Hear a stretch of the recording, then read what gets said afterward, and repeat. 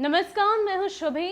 जिस तरीके से बिहार में लॉकडाउन की अवधि में विस्तार किया गया, यानी कि 15 मई से लेकर 25 मई तक एक बार फिर से लॉकडाउन की अवधि को बढ़ाया गया है। ऐसे में कई सारे नियमों में बदलाव भी किए गए हैं, कई सारी चीजों पर और भी ज्यादा एहतियातन पाबंदियां लगाई गई हैं।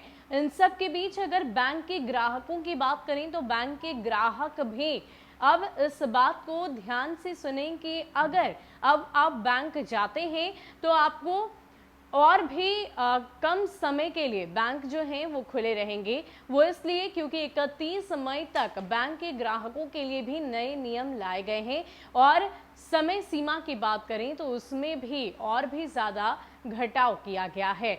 क्या रहेगी समय सीमा, किस प्रकार आप अपने बैंक के कार्यों को 31 मई तक पूरा कर पाएंगे, किन समय सीमा में, पूरी जानकारी आपको इस वीडियो के माध्यम से देते हैं। बैंक में 31 मई तक दोपहर 2 बजे तक ही कामकाज होगा। बिहार में लॉकडाउन की अवधि में विस्तार के बाद यह निर्णय लिया गया है। कोरोना के बढ़ते संक्रमण को देखते हुए राज्य के ग्राहकों के लिए बैंकिंग कार्य अवधि में कमी की गई थी।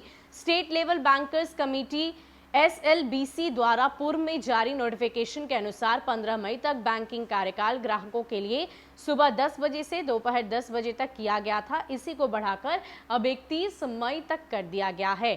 All India bank officers association के संयुक्त सचिव DN त्रिवेदी ने कहा कि नए नोटिफिकेशन में SLBC ने अब 31 मई तक ग्राहकों के लिए बैंकिंग कारोबार सुबह 10 बजे से दोपहर 2 बजे तक ही करने का निर्णय लिया है। नए नोटिफिकेशन में स्पष्ट किया गया है कि बैंकों के प्रशासनिक कार्यकाल 50% स्टाफ सदस्यों के साथ पहले की तरह पूरे बैंकिंग कार्य अवधि में कार्यरत रहेंगे। कोरोना के बढ़ते प्रसार को देखते हुए अभी सतर्कता और एहतियात बेहद जरूरी है।